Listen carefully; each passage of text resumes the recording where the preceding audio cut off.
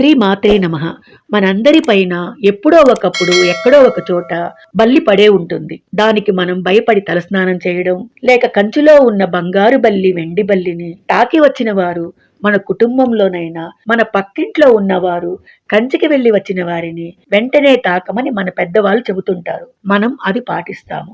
అసలు మనము కంచిలో ఉన్న బంగారు వెండి బల్లులను తాకిన వారిని ఎందుకు తాకాలి? కంచిలో ఉన్న బంగారు వెండి బల్లుల కథ ఏమిటి? మనకు జరిగే మంచి ఏమిటో కూడా ఇవాళ మన వీడియోలో తెలుసుకుందాం.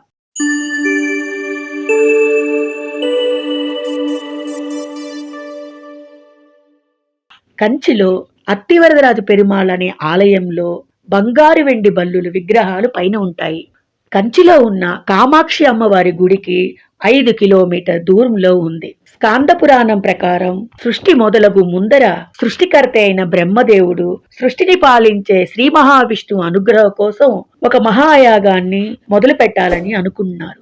ఇక హిందూ ధర్మ ప్రకారం యాగం చేయాలంటే భర్తతో పాటుగా భార్య కూడా యాగంలో కూర్చోవాలి. ఆ సమయంలో బ్రహ్మదేవుడికి సరస్వతీదేవితో చిన్నపాటి వాదనలతో సమయం కేటాయించకుండా సరస్వతీదేవి కొంచెం ఆలస్యం చేస్తారు.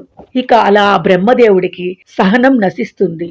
బ్రహ్మలోకం నుంచి కొంతమంది ఋషులతో పాటుగా కాంచీపురంలో హస్తగిరి అనే కొండపైకి వచ్చి తన శక్తితో అగ్నిజ్వాలను వెలిగించి గాయత్రి మంత్రమును పఠించుతారు. అప్పుడు అగ్నిజ్వాలలోంచి గాయత్రీదేవి పుడుతుంది. అప్పుడు బ్రహ్మదేవుడు గాయత్రి మాతను వివాహం చేసుకుంటారు.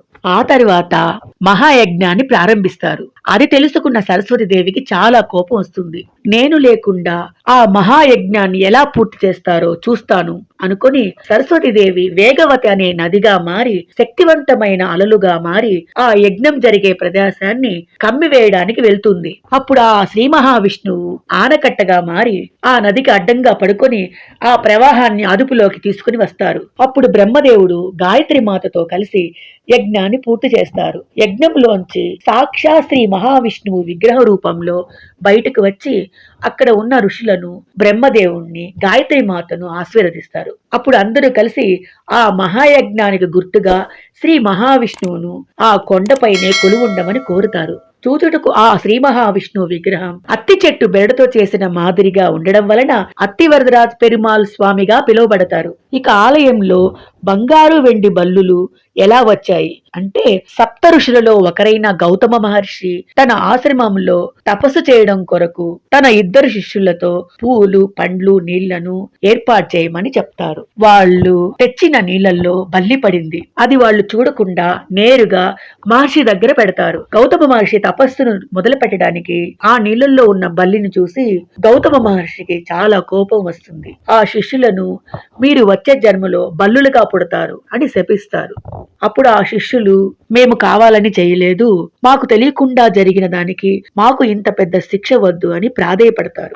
అప్పుడు మహర్షి శాంతించి అసలు ఏం జరుగుంటుందో అని తన దివ్య దృష్టితో చూసి తన శాపం కారణంగా వీళ్ళ భవిష్యత్తు ఎలా ఉంటుందో తెలుసుకొని, శిష్యులారా మీరేం కంగారు పడకండి, వచ్చే జన్మలో హస్తగిరి అనే కొండపైన వరదరాజ్ పెరుమాళ్ అనే ఆలయంలో బల్లులుగా పుడతారు. వరదరాజ్ పెరుమాళ్ స్వామిని మీరు శ్రద్ధగా ప్రార్థించండి, మీకు అంతా మంచి జరుగుతుందని వెళ్లిపోతారు. కొంతకాలం తర్వాత వాళ్ళు కాలం చేస్తారు. హస్తగిరి పర్వతం పైన బల్లులుగా పుట్టి వరదరాజ్ స్వామిని ప్రార్థించుచు శాప విమోచనం కోసం ఎదురు చూస్తుంటారు. ఇలా కొంతకాలం గడిచిన తర్వాత ఆ 2 బల్లులు ఒకరోజు భక్తులతో ఎంతో తేజస్సుతో వెలిగిపోతున్న వరదరాజ్ పెరుమాళ్ స్వామిని చూసి ఆ బల్లులు ఇంకా ఎన్ని రోజులు ఈ శాపాన్ని భరించాలి స్వామి అని అడుగుతుండగా ఆలయంలోకి ఒక పెద్ద ఏనుగు బాధతో కన్నీళ్లతో వచ్చింది.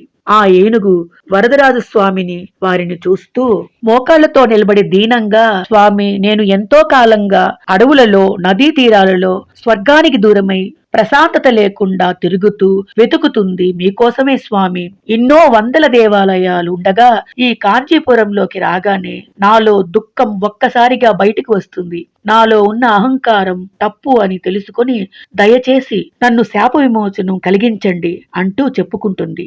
ఆ ఏనుగు ఇదంతా రెండు బల్లులు అక్కడే ఉండి చూస్తుంటాయి. అసలు ఆ ఏనుగు ఎవరు, ఎందుకు బాధపడుతుంది అని ఆ బల్లులకి సందేహం వస్తుంది. ఇంతలో వరదరాజు పెరుమాళ్ స్వామి మూల విరాట్ విగ్రహం నుంచి ఒక ప్రకాశం వచ్చి సాక్షాత్ ఆ శ్రీ మహావిష్ణువు ప్రత్యక్షమయ్యారు. అప్పుడు అక్కడ ఉన్న ఏనుగుతో పాటు బల్లులు కూడా శ్రీ మహావిష్ణువుని స్మరించడం మొదలు పెట్టాయి. అప్పుడు సాక్షాత్ శ్రీ మహావిష్ణువు ఆ ఏనుగులతో ఇలా అన్నారు: ఓ ఇంద్రదేవ, నీలో ఉన్న అహంకారం కాలి బూడిదయ్యింది. నీలో భక్తి మంచితనం మిగిలాయి. ఇక నువ్వు పడ్డ కష్టాలు చాలు, నీ స్వరూపాన్ని పొందు అని దేవేంద్రుని ఆశీర్వదిస్తారు. అప్పుడు ఆ ఏనుగు చూస్తుండగానే స్వర్గానికి అధిపతి అయిన దేవేంద్రుడిగా మారి శ్రీ మహావిష్ణుని ప్రార్థిస్తారు. నిజానికి ఒకనాడు సరస్వతీదేవి ఇంద్రుడికి ఇచ్చిన శాపం కారణంగానే ఇంద్రుడు ఏనుగులా మారి శాప విమోచనం కోసం స్వయాన బ్రహ్మదేవుడు యజ్ఞం చేసిన హస్తగిరి పర్వతం పైన అత్తివరదరాజుల పెరుమాళ్ ఆలయంలో జరుగుతుంది అని ఎన్నో వందల సంవత్సరాలుగా చూస్తుంటారు. ఇంద్రుడు శాప విమోచనం జరిగిన ఆ సమయంలో బల్లుల రూపంలో అక్కడే ఉన్న గౌతమ మహర్షి శిష్యులు శాప విమోచనంతో పాటుగా వారికి మోక్షం కూడా లభిస్తుంది. అప్పుడు ఇద్దరు శిష్యులకి వాళ్ళ గురువు మాటలు గుర్తుకు వస్తాయి. అత్తివరద పెరుమాళ్ స్వామిని స్తుతిస్తూ ఉంటే శాప విమోచనం జరిగి మీకు మంచే జరుగుతుంది అన్న మాటలు గుర్తుకు వస్తాయి. ఆ రెండు బల్లులకు శాప విమోచనం జరగడం, ఆకాశంలో సూర్యుడు చంద్రుడు చూడడం ఆ దేవేంద్రుడు గమనించి ఒక శిలాఫలకం పైన సూర్యుడి గుర్తుగా బంగారు బల్లిని, చంద్రుడి గుర్తుగా వెండి బల్లిని ముద్రించి, అలానే సూర్యచంద్రుల ప్రతిమలను కూడా ముద్రించి ఆలయంలో పైకప్పులకి బిగిస్తారు అని ఆలయ స్థల పురాణంలో ఉంది.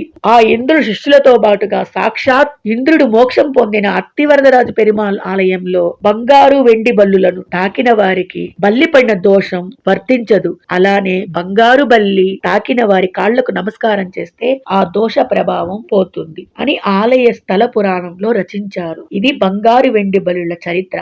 అలాగే ఫ్రెండ్స్, ఈ వీడియో మీకు నచ్చినట్లయితే లైక్ చేయండి, కామెంట్ చేయండి.